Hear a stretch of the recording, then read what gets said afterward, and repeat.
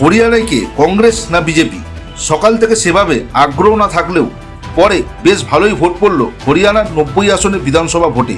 Vote পড়েছে প্রায় 66%।